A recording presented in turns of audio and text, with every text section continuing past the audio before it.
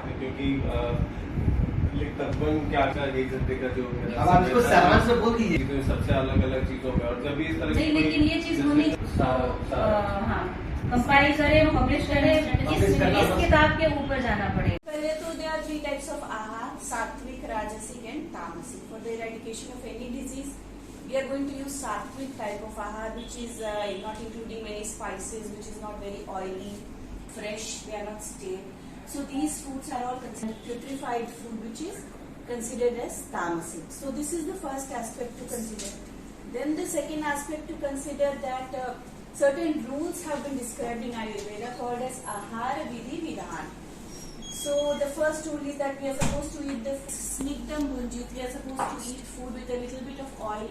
On our nature, the requirement of our body is different. So if someone is vata pitta predominant, then the requirement different like that. We consider the prakriti. Then we'll consider the current, which is the problem of results. Then similarly, the combination of the foods, like in what amounts we are supposed to combine.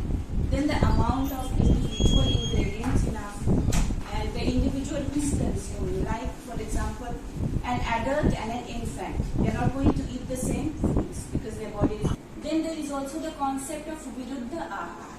Viruddha जी मेरा नाम विनय त्रिपाठी है। मैं DS research centre का branding head हूँ। ये जो महीना है ये सार्कोमा कैंसर अवेयरनेस के तौर पे मनाया जाता है, जुलाई जो है। और पूरी दुनिया में आप जानते हैं, जैसे कैंसर शब्द का नाम ले तो उसमें बहुत सारे बीमारियां और तमाम तरह की चीज़ें जो हम लोग अक्सर समय समय पे इस पर बात करते रहते हैं। सार्कोमा एक खास तरह का एक प्रकार है जो रोगियों में होता है और बहुत खतरनाक होता है।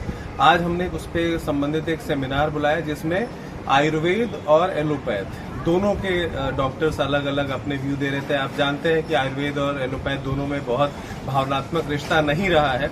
उस रिश्ते को कायम करने के लिए और दोनों के अपने व्यू और कैसे समय के हिसाब से ये जरूरत आन पड़ी है कि दोनों को एक साथ काम करना पड़े, उसके लिए दोनों के एक्सपर्ट्स हमने बुलाए हैं। जैसे आयुर्वेद में डॉक्टर ऋचा त्रिपाठी, रश्मि सिंह, मुक्ता त्रिपाठी, एलोपैथ में बहुत मशहूर सर्जन सुधीर सिंह जी, हड्डी के बहुत अच्छे डॉक्टर गौतम चक्रवर्ती जी, विनीत यादव जी, इसके अलावा डेंटिस्ट है हमारे साथ रजत सिंह और Shantanu Vajpayee.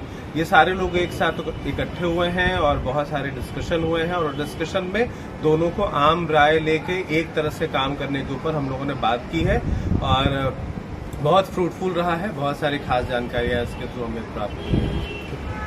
factors have been described in Ayurvedic scripts to consider what type of ahar we should eat, in what amount we are supposed to eat, what rules we are supposed to follow to eat this particular ahar.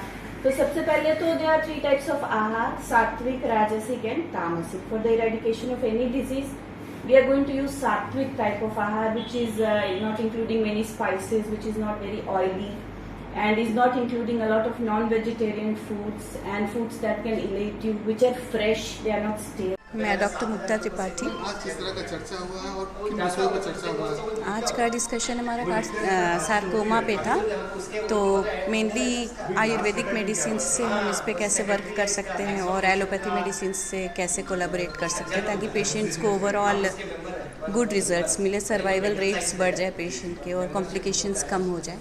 इस पे mainly आज का हमारा discussion. क्या निष्कर्ष है इस चर्चा पे? आप चर्चा करें। निष्कर्ष ये आया कि दोनों पैथीज़ को जब तक से कंबाइन करके हम ट्रीटमेंट नहीं करेंगे, जैसे आयुर्वेदा का भी ट्रीटमेंट मोडालिटीज़ को यूज़ करेंगे और एलोपैथी मेडिसिन की भी ट्रीटमेंट मोडालिटीज़ को यूज़ करेंगे तो बेस्ट रिजल्ट्स तब हमें मिलेंगे, क्योंकि दोनों पैथीज़ की अपने अपने लिमिटेशंस हैं। कैंसर एक ऐसी बीमारी, इसकी दवा नहीं चलती है और मरीज ज़्यादा समय तक इसका रोगी बना रहता है। बेहतर विकल्प की तलाश में आज के जो आप सुझाव जाने वाला है जो इमीडिएट हमारे सिम्टम्स होते हैं जिनसे हमें तुरंत रिलीफ चाहिए होता है, उनके लिए तो हम प्रेफर करते हैं कि जैसे एलोपैथी में हमने सर्जरी करवा ली या कीमो ले लिया या रेडियोथेरेपी ले ली, लेकिन जो लॉन्ग रन में हमें रिलीफ चाहिए और कि डिजीज़ रिकर ना हो, दोबारा बार बार से रिपीट ना हो और पेशेंट की जनरल कंडीशन इम्प्रूव्ड रहे और कोई कॉम्प्लिकेशंस ना आए, तो उसके लिए हम आयुर्वेद पर ही रिलाई कर सकते हैं, क्योंकि भले ही हमने कीमो दे दिया, रेडियोथेरेपी दे दी, लेकिन हमारा पेशेंट बहुत कमज़ोर हो जाता है। तो इसके लिए हमें